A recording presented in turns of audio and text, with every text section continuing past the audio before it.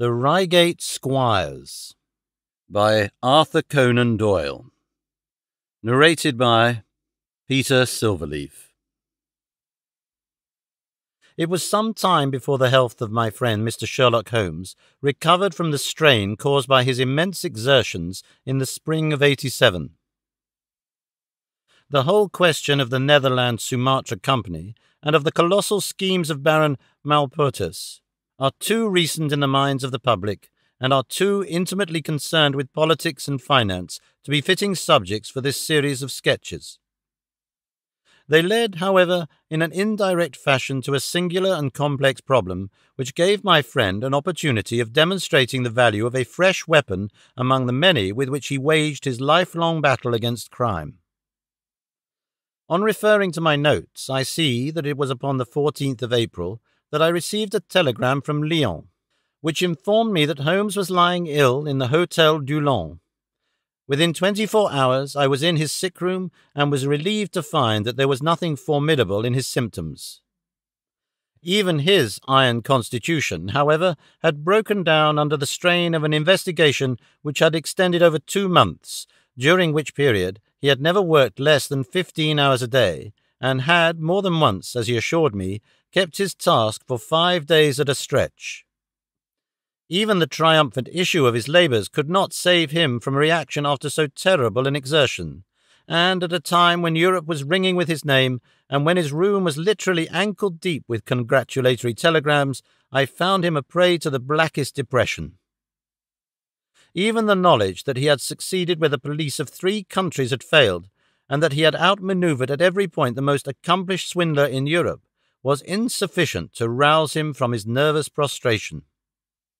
3 days later we were back in Baker Street together, but it was evident that my friend would be much the better for a change, and the thought of a week of springtime in the country was full of attractions to me also. My old friend, Colonel Hayter, who had come under my professional care in Afghanistan, had now taken a house near Reigate in Surrey, and had frequently asked me to come down to him upon a visit. On the last occasion he had remarked that if my friend would only come with me, he would be glad to extend his hospitality to him also. A little diplomacy was needed, but when Holmes understood that the establishment was a bachelor one, and that he would be allowed the fullest freedom, he fell in with my plans, and a week after our return from Lyons, we were under the Colonel's roof. Hayter was a fine old soldier who had seen much of the world, and he soon found, as I had expected, that Holmes and he had much in common. On the evening of our arrival, we were sitting in the Colonel's gun-room after dinner. Holmes stretched upon the sofa, while Hayter and I looked over his little armoury of firearms. "By the way," said he suddenly, "I think I'll take one of these pistols upstairs with me, in case we have an alarm." "An alarm?" said I. "Yes, we had a scare in this part lately. Old Acton, who is one of our county magnates, had his house broken into last Monday. No great damage done, but the fellows are still at large." "No clue?" asked Holmes, cocking his eye at the Colonel. "None as yet, but the affair is a petty one of our little country crimes, which must seem too small for your attention, Mr. Holmes, after this great international affair." Holmes waved away the compliment, though his smile showed that it had pleased him. "Was there any feature of interest?" "I fancy not. The thieves ransacked the library and got very little for their pains. The whole place was turned upside down, drawers burst open and presses ransacked, with the result that an odd volume of Pope's Homer, 2 plated candlesticks, an ivory letter-weight, a small oak barometer, and a ball of twine are all that have vanished." "What an extraordinary assortment!" I exclaimed. "Oh, the fellows evidently grabbed hold of everything they could get." Holmes grunted from the sofa. "The county police ought to make something of that," said he. "Why, it is surely obvious that—" But I held up a warning finger. "You are here for rest, my dear fellow. For heaven's sake, don't get started on a new problem when your nerves are all in shreds." Holmes shrugged his shoulders with a glance of comic resignation towards the Colonel, and the talk drifted away into less dangerous channels.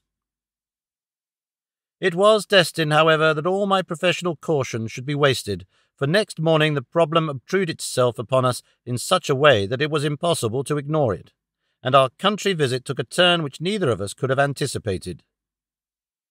We were at breakfast when the Colonel's butler rushed in with all his propriety shaken out of him. "Have you heard the news, sir?" he gasped. "At the Cunninghams, sir." "Burglary?" cried the Colonel, with his coffee cup in mid-air. "Murder!" The Colonel whistled. "By Jove," said he. "Who's killed, then? The J.P. or his son?" "Neither, sir. It was William, the coachman, shot through the heart, sir, and never spoke again." "Who shot him, then?" "The burglar, sir. He was off like a shot and got clean away. He just broke in at the pantry window when William came on him and met his end in saving his master's property."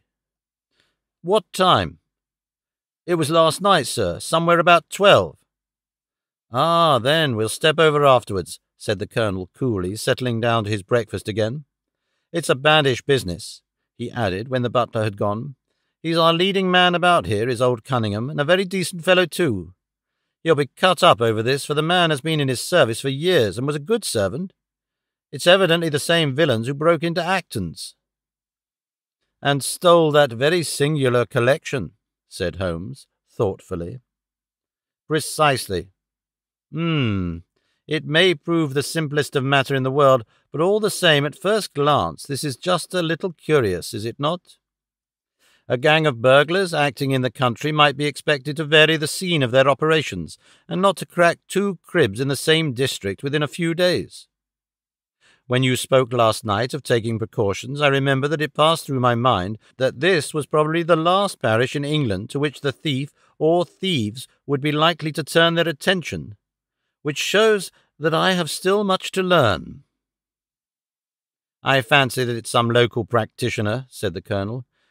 "In that case, of course, Acton's and Cunningham's are just the places he would go for, since they are far the largest about here." "And richest?" "Well, they ought to be, but they had a lawsuit for some years, which has sucked the blood out of both of them. I fancy old Acton has some claim on half of Cunningham's estate, and the lawyers have been at it with both hands." "If it's a local villain, there should be not much difficulty in running him down," said Holmes with a yawn. "All right, Watson, I don't intend to meddle." "Inspector Forrester, sir," said the butler, throwing open the door. The official, a smart, keen-faced young fellow, stepped into the room. "Good morning, Colonel," said he. "I hope I don't intrude, but we hear that Mr. Holmes of Baker Street is here." The Colonel waved his hand towards my friend, and the inspector bowed. "We thought that perhaps you would care to step across, Mr. Holmes." "The fates are against you, Watson," said he, laughing. "We were chatting about the matter when you came in, Inspector. Perhaps you can let us have a few details." As he leaned back in his chair in the familiar attitude, I knew that the case was hopeless. "We had no clue in the Acton affair, but here we have plenty to go on, and there's no doubt it is the same party in each case. The man was seen." "Ah!" "Yes, sir, but he was off like a deer after the shot that killed poor William Kerwin was fired. Mr. Cunningham saw him from the bedroom window, and Mr. Alec Cunningham saw him from the back passage. It was 11:45 when the alarm broke out. Mr. Cunningham had just got into bed, and Mr. Alec was smoking a pipe in his dressing-gown. They both heard William the coachman calling for help, and Mr. Alec ran down to see what was the matter. The back door was open, and as he came out to the foot of the stairs, he saw 2 men wrestling together outside. One of them fired a shot, and the other dropped, and the murderer rushed across the garden and over the edge. Mr. Cunningham, looking out of his bedroom window, saw the fellow as he gained the road, but lost sight of him at once. Mr. Alec stopped to see if he could help the dying man, and so the villain got clean away. Beyond the fact that he was a middle-sized man and dressed in some dark stuff, we have no personal clue. But we are making energetic inquiries, and if he is a stranger, we shall soon find him out." "What was this William doing there? Did he say anything before he died?" "Not a word. He lives at the lodge with his mother, and as he was a very faithful fellow, we imagined that he walked up to the house with the intention of seeing that all was right there. Of course, this Acton business has put everyone on their guard. The robber must have just burst open the door. The lock has been forced when William came upon him." "Did William say anything to his mother before going out?" "She is very old and deaf, and we can get no information from her. The shock has made her half-witted, but I understand that she was never very bright. There is one very important circumstance, however. Look at this." He took a small piece of torn paper from a notebook and spread it out upon his knee. "This was found between the finger and thumb of the dead man. It appears to be a fragment torn from a larger sheet. You will observe that the hour mentioned upon it is the very time at which the poor fellow met his fate. You see that his murderer might have torn the rest of the sheet from him, or he might have taken this fragment from the murderer. It reads almost as though it were an appointment." Holmes took up the scrap of paper, a facsimile of which is here reproduced. "Presuming that it is an appointment," continued the inspector, "it is of course a conceivable theory that this William Kirwan, though he had the reputation of being an honest man, may have been in league with the thief. He may have met him there, may have even helped him to break in the door, and then they may have fallen out between themselves." "This writing is of extraordinary interest," said Holmes, who had been examining it with intense concentration. "These are much deeper waters than I had thought." He sank his head upon his hands while the inspector smiled at the effect which his case had had upon the famous London specialist. "Your last remark," said Holmes presently, "as to the possibility of there being an understanding between the burglar and the servant, and this being a note of appointment from one to the other, is an ingenious and not entirely impossible supposition. But this writing opens up—" He sank his head into his hands again and remained for some minutes in the deepest thought. When he raised his face again, I was surprised to see that his cheek was tinged with colour, and his eyes as bright as before his illness. He sprang to his feet with all his old energy. "I tell you what," said he, "I should like to have a quiet little glance into the details of this case. There is something in it which fascinates me extremely. If you will permit me, Colonel, I will leave my friend Watson and you, and I will step around with the inspector to test the truth of one or two little fancies of mine. I will be with you again in half an hour." An hour and a half had elapsed before the inspector returned alone. "Mr. Holmes is walking up and down in the field outside," said he. "He wants us all four to go up to the house together." "To Mr. Cunningham's?" "Yes, sir." "What for?" The inspector shrugged his shoulders. "I don't quite know, sir. Between ourselves, I think Mr. Holmes had not quite got over his illness yet. He's been behaving very queerly and is very much excited." "I don't think you need alarm yourself," said I. "I have usually found that there was method in his madness." "Some folks might say there was madness in his method," muttered the inspector. "But he's all on fire to start, Colonel, so we had best go out if you are ready." We found Holmes pacing up and down in the field, his chin sunk upon his breast and his hands thrust into his trousers pockets. "The matter grows in interest," said he. "Watson, your country trip has been a distinct success. I have had a charming morning." "You've been up to the scene of the crime, I understand?" said the Colonel. "Yes, the inspector and I have made quite a little reconnaissance together." "Any success?" "Well, we have seen some very interesting things. I'll tell you what we did as we walk. First of all, we saw the body of this unfortunate man. He certainly died from a revolver wound as reported." "Had you doubted it, then?" "Oh, it is as well to test everything. Our inspection was not wasted. We then had an interview with Mr. Cunningham and his son, who were able to point out the exact spot where the murderer had broken through the garden hedge in his flight. That was of great interest." "Naturally." "Then we had a look at this poor fellow's mother. We could get no information from her, however, as she is very old and feeble." "And what is the result of your investigations?"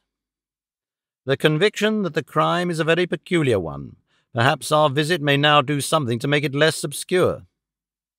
I think that we are both agreed, Inspector, that the fragment of paper in the dead man's hand, bearing as it does the very hour of his death written upon it, is of extreme importance." "It should give a clue, Mr. Holmes." It does give a clue. Whoever wrote that note was the man who brought William Kirwan out of his bed at that hour. But where is the rest of that sheet of paper?" "I examined the ground carefully in the hope of finding it," said the inspector. "It was torn out of the dead man's hand. Why was someone so anxious to get possession of it? Because it incriminated him. And what would he do with it? Thrust it into his pocket, most likely, never noticing that a corner of it had been left in the grip of the corpse. If we could get the rest of that sheet, it is obvious that we should have gone a long way towards solving the mystery." "Yes, but how can we get at the criminal's pocket before we catch the criminal?" Well, it was worth thinking over. Then there is another obvious point. The note was sent to William. The man who wrote it could not have taken it. Otherwise, of course, he might have delivered his own message by word of mouth. Who brought the note, then? Or did it come through the post? "I have made inquiries," said the inspector. "William received a letter by the afternoon post yesterday. The envelope was destroyed by him." "Excellent," cried Holmes, clapping the inspector on the back. "You've seen the postman? It is a pleasure to work with you. Well, here is the lodge, and if you will come up, Colonel, I will show you the scene of the crime." We passed the pretty cottage where the murdered man had lived, and walked up an oak-lined avenue to the fine old Queen Anne house, which bears the date of Malplaquet upon the lintel of the door. Holmes and the inspector led us round it until we came to the side gate, which is separated by a stretch of garden from the hedge which lines the road. A constable was standing at the kitchen door. "Throw the door open, officer," said Holmes. Now, it was on those stairs that young Mr. Cunningham stood and saw the two men struggling just where we are.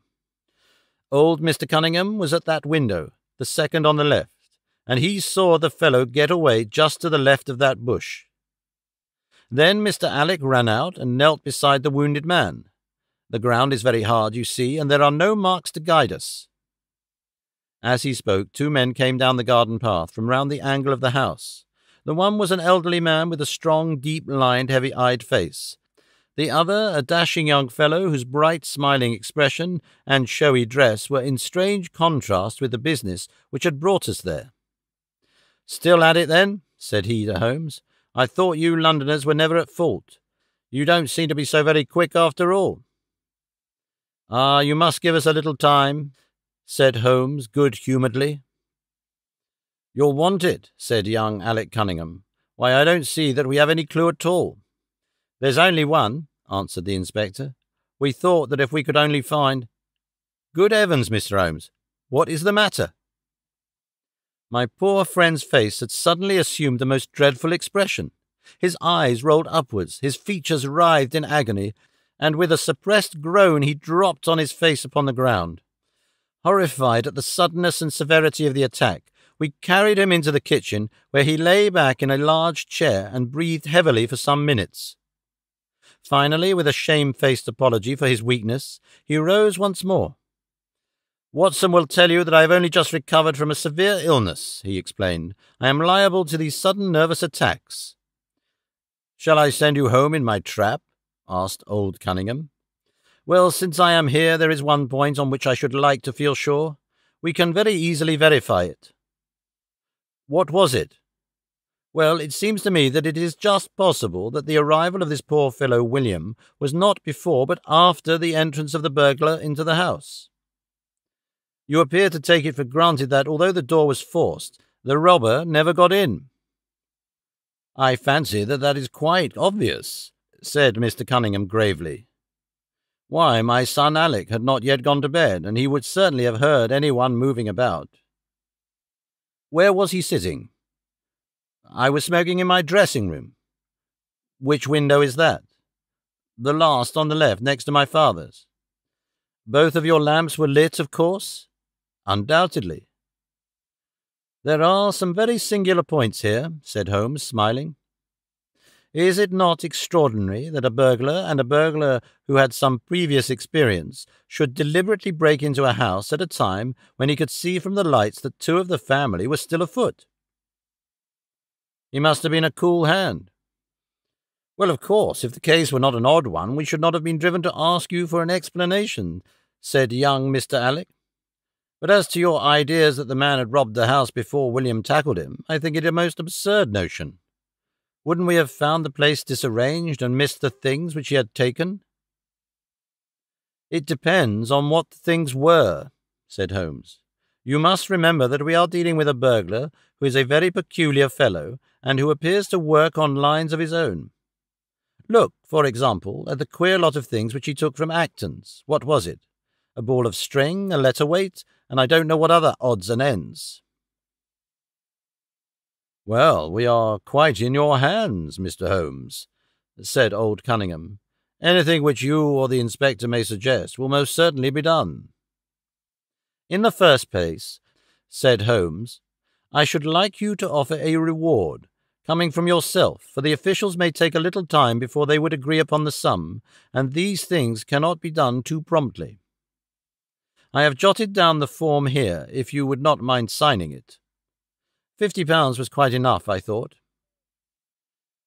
"I would willingly give 500, said the J.P., taking the slip of paper and the pencil which Holmes handed to him. "This is not quite correct, however," he added, glancing over the document. "I wrote it rather hurriedly. You see, you begin, 'Whereas at about 1:45 on Tuesday morning an attempt was made,' and so on.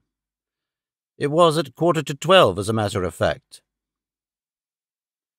I was pained at the mistake, for I knew how keenly Holmes would feel any slip of the kind. It was his speciality to be accurate as to fact, but his recent illness had shaken him, and this one little incident was enough to show me that he was still far from being himself. He was obviously embarrassed for an instant, while the inspector raised his eyebrows, and Alec Cunningham burst into a laugh. The old gentleman corrected the mistake, however, and handed the paper back to Holmes. "Get it printed as soon as possible," he said. "I think your idea is an excellent one." Holmes put the slip of paper carefully away into his pocket-book. "And now," said he, "it really would be a good thing that we should all go over the house together and make certain that this rather erratic burglar did not, after all, carry anything away with him." Before entering, Holmes made an examination of the door, which had been forced. It was evident that a chisel or strong knife had been thrust in and the lock forced back with it. We could see the marks in the wood where it had been pushed in. "You don't use bars, then?" he asked. "We've never found it necessary." "You don't keep a dog?" "Yes, but he is chained on the other side of the house." "When do the servants go to bed?" "About 10. "I understand that William was usually in his bed also at that hour." "Yes." "It is singular that on this particular night he should have been up. Now, I should be very glad if you would have the kindness to show us over the house, Mr. Cunningham." A stone-flagged passage, with the kitchens branching away from it, led by a wooden staircase directly to the first floor of the house. It came out upon the landing opposite to a second, more ornamental stair which came up from the front hall. Out of this landing opened the drawing-room and several bedrooms, including those of Mr. Cunningham and his son. Holmes walked slowly, taking keen note of the architecture of the house. I could tell from his expression that he was on a hot scent, and yet I could not in the least imagine in what direction his influences were leading him. "My good sir," said Mr. Cunningham with some impatience, "this is surely very unnecessary. That is my room at the end of the stairs, and my son's is the one beyond it. I leave it to your judgment whether it was possible for the thief to have come up here without disturbing us." "You must try round and get on a fresh scent, I fancy," said the son with a rather malicious smile. "Still, I must ask you to humour me a little further. I should like, for example, to see how far the windows of the bedrooms command the front. This, I understand, is your son's room?" He pushed open the door. "And that, I presume, is the dressing-room in which he sat smoking when the alarm was given. Where does the window of that look out to?" He stepped across the bedroom, pushed open the door, and glanced round the other chamber. "I hope that you are satisfied now," said Mr. Cunningham tartly. "Thank you, I think I have seen all that I wished." "Then, if it is really necessary, we can go into my room." "If it is not too much trouble."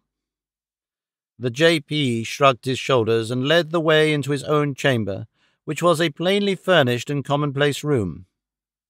As we moved across it in the direction of the window, Holmes fell back until he and I were the last of the group. Near the foot of the bed stood a dish of oranges and a carafe of water. As we passed it, Holmes, to my unutterable astonishment, leaned over in front of me and deliberately knocked the whole thing over. The glass smashed into 1,000 pieces, and the fruit rolled about into every corner of the room. "You've done it now, Watson," said he coolly. "A pretty mess you've made of the carpet." I stooped in some confusion and began to pick up the fruit, understanding for some reason my companion desired me to take the blame upon myself. The others did the same and set the table on its legs again. "Hallo!" cried the inspector. "Where's he got to?" Holmes had disappeared. "Wait here an instant," said young Alec Cunningham. "The fellow is off his head, in my opinion. Come with me, father, and see where he has got to." They rushed out of the room, leaving the inspector, the colonel, and me staring at each other. "Upon my word, I am inclined to agree with Master Alec," said the official. "It may be the effect of this illness, but it seems to me that—" His words were cut short by a sudden scream of, "Help! Help! Murder!" With a thrill, I recognized the voice of that of my friend. I rushed madly from the room onto the landing. The cries, which had sunk down into a hoarse, inarticulate shouting, came from the room which we had first visited. I dashed in and on into the dressing-room beyond. The two Cunninghams were bending over the prostrate figure of Sherlock Holmes, the younger clutching his throat with both hands, while the elder seemed to be twisting one of his wrists. In an instant the three of us had torn them away from him, and Holmes staggered to his feet, very pale and evidently greatly exhausted. "Arrest these men, Inspector," he gasped. "On what charge?" "That of murdering their coachman, William Kirwan." The inspector stared about him in bewilderment.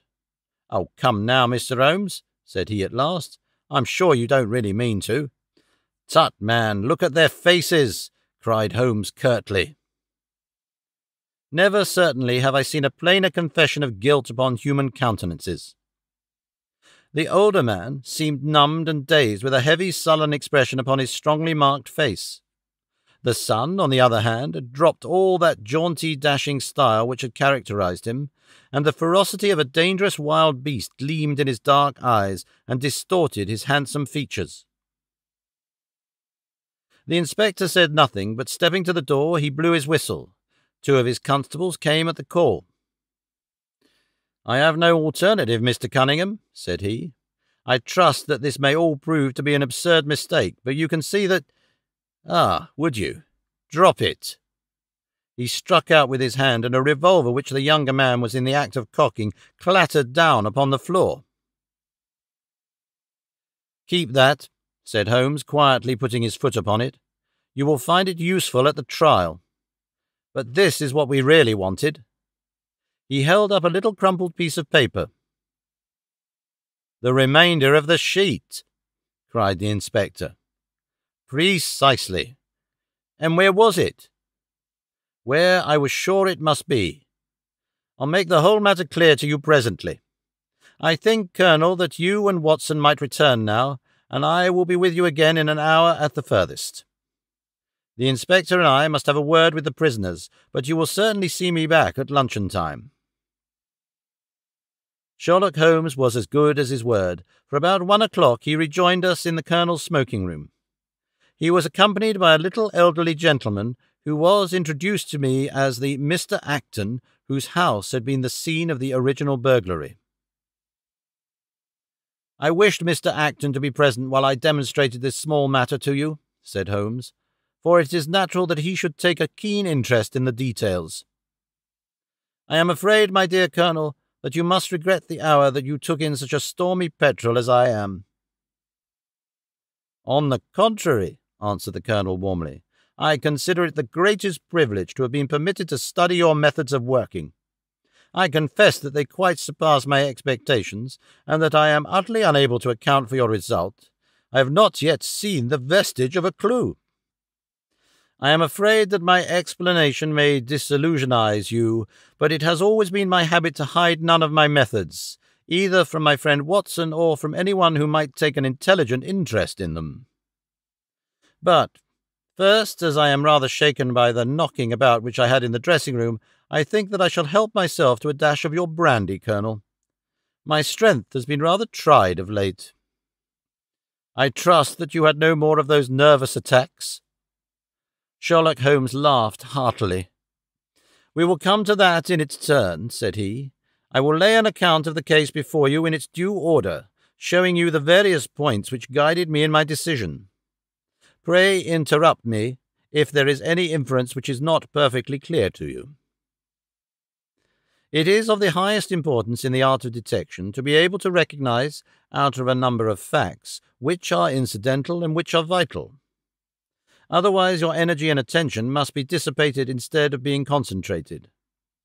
Now, in this case there was not the slightest doubt in my mind from the first that the key of the whole matter must be looked for in the scrap of paper in the dead man's hand. Before going into this, I would draw your attention to the fact that, if Alec Cunningham's narrative was correct, and if the assailant, after shooting William Kirwan, had instantly fled, then it obviously could not be he who tore the paper from the dead man's hand. But if it was not he, it must have been Alec Cunningham himself, for by the time that the old man had descended several servants were upon the scene. The point is a simple one, but the inspector had overlooked it because he had started with the supposition that these county magnates had had nothing to do with the matter. Now, I make a point of never having any prejudices, and of following docilely wherever fact may lead me, and so, in the very first stage of the investigation, I found myself looking a little askance at the part which had been played by Mr. Alec Cunningham. And now I made a very careful examination of the corner of the paper which the inspector had submitted to us. It was at once clear to me that it formed part of a very remarkable document. Here it is. Do you not now observe something very suggestive about it? "It has a very irregular look," said the Colonel. "My dear sir," cried Holmes, "there cannot be the least doubt in the world that it has been written by two persons doing alternate words. When I draw your attention to the strong T's of at and to, and ask you to compare them with the weak ones of quarter and 12, you will instantly recognize the fact. A very brief analysis of these four words would enable you to say with utmost confidence that the learn and the maybe are written in the stronger hand and the what in the weaker." "By Jove, it's as clear as day," cried the Colonel. "Why on earth should two men write a letter in such a fashion?" Obviously the business was a bad one, and one of the men who distrusted the other was determined that, whatever was done, each should have an equal hand in it. Now, of the two men, it is clear that the one who wrote the at and to was the ringleader. How do you get to that? We might deduce it from the mere character of the one hand as compared with the other, but we have more assured reasons than that for supposing it. If you examine this scrap with attention, you will come to the conclusion that the man with the stronger hand wrote all his words first, leaving blanks for the other to fill up. These blanks were not always sufficient, and you can see that the second man had a squeeze to fit his quarter in between the at and the to, showing that the latter were already written. The man who wrote all his words first is undoubtedly the man who planned the affair." "Excellent!" cried Mr. Acton. "But very superficial," said Holmes. "We come now, however, to a point which is of importance. You may not be aware that the deduction of a man's age from his writing is one which has been brought to considerable accuracy by experts. In normal cases one can place a man in his true decade with tolerable confidence. I say normal cases because ill health and physical weakness reproduce the signs of old age, even when the invalid is a youth. In this case, looking at the bold, strong hand of the one and the rather broken-backed appearance of the other, which still retains its legibility, although the T's have begun to lose their crossing, we can say that the one was a young man and the other was advanced in years, without being positively decrepit." "Excellent!" cried Mr. Acton again. There is further point, however, which is subtler and of greater interest. There is something in common between these hands. They belong to men who are blood relatives. It may be most obvious to you in the Greek E's, but to me there are many small points which indicate the same thing. I have no doubt at all that a family mannerism can be traced in these two specimens of writing. I am only, of course, giving you the leading results now of my examination of the paper. There were 23 other deductions which would be of more interest to experts than to you. They all tend to deepen the impression upon my mind that the Cunninghams, father and son, had written this letter. Having got so far, my next step was, of course, to examine into it the details of the crime, and to see how far they would help us. I went up to the house with the inspector, and saw all that was to be seen. The wound upon the dead man was, as I was able to determine with absolute confidence, fired from a revolver at the distance of something over 4 yards. There was no powder blackening on the clothes. Evidently, therefore, Alec Cunningham had lied when he said that the two men were struggling when the shot was fired. Again, both father and son agreed as to the place where the man escaped into the road. At that point, however, as it happens, there is a broadish ditch, moist at the bottom. As there were no indications of boot marks about this ditch, I was absolutely sure not only that the Cunninghams had again lied, but there had never been any unknown man upon the scene at all. And now I have to consider the motive of this singular crime. To get at this, I endeavoured first of all to solve the reason of the original burglary at Mr. Acton's. I understood from something which the Colonel told us that a lawsuit had been going on between you, Mr. Acton and the Cunninghams. Of course, it instantly occurred to me that they had broken into your library with the intention of getting at some document which might be of importance in the case. "Precisely so," said Mr. Acton. "There can be no possible doubt as to their intentions. I have the clearest claim upon half of their present estate, and if they could have found a single paper, which fortunately was in the strong box of my solicitors, they would undoubtedly have crippled our case." "There you are," said Holmes, smiling. "It was a dangerous, reckless attempt, in which I seem to trace the influence of young Alec. Having found nothing, they tried to divert suspicion by making it appear to be an ordinary burglary, to which end they carried off whatever they could lay their hands upon. That is all clear enough, but there was much that was still obscure. What I wanted above all was to get the missing part of that note. I was certain that Alec had torn it out of the dead man's hand, and almost certain that he must have thrust it into the pocket of his dressing gown. Where else could he have put it? The only question was whether it was still there. It was worth an effort to find out, and for that object we all went up to the house. The Cunninghams joined us, as you doubtless remember, outside the kitchen door. It was, of course, of the very first importance that they should not be reminded of the existence of this paper, otherwise they would naturally destroy it without delay. The inspector was about to tell them the importance which we attached to it, when, by the luckiest chance in the world, I tumbled down in a sort of fit, and so changed the conversation. "Good heavens!" cried the Colonel, laughing. "Do you mean to say all our sympathy was wasted, and your fit was an imposture?" "Speaking professionally, it was admirably done," cried I, looking in amazement at this man, who was for ever confounding me with some new phase of his astuteness. "It is an art which is often useful," said he. "When I recovered, I managed by a device which had perhaps some little merit of ingenuity to get old Cunningham to write the word 12, so that I might compare it with the 12 upon the paper." "Oh, what an ass I have been!" I exclaimed. "I could see that you were commiserating me over my weakness," said Holmes, laughing.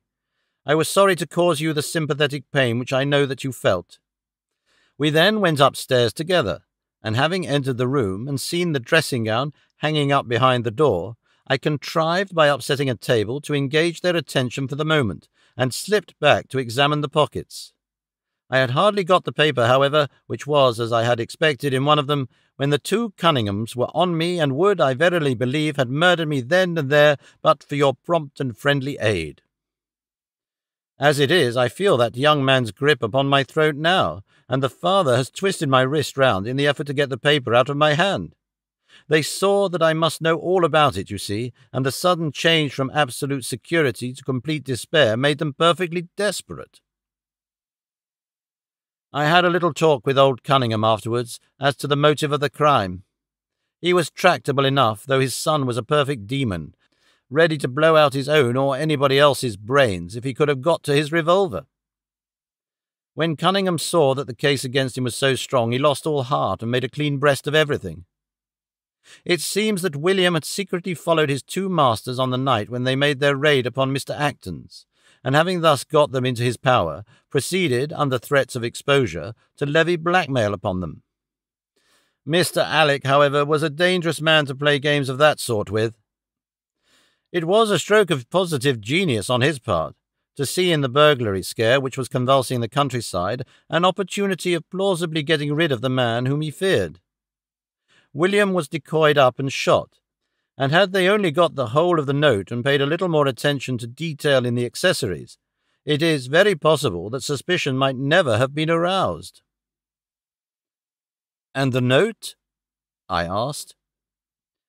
Sherlock Holmes placed the subjoined paper before us. "If you will only come around at 11:45 to the East Gate, you will learn what will very much surprise you and maybe be of the greatest service to you and also to Annie Morrison. But say nothing to anyone upon the matter." "It is very much the sort of thing that I expected," said he. "Of course, we do not yet know what the relations may have been between Alec Cunningham, William Kirwan, and Annie Morrison. The results show that the trap was skilfully baited. I am sure that you cannot fail to be delighted with the traces of hereditary shown in the P's and in the tails of the G's. The absence of the I dots in the old man's writing is also most characteristic. Watson, I think our quiet rest in the country has been a distinct success, and I shall certainly return much invigorated to Baker Street tomorrow."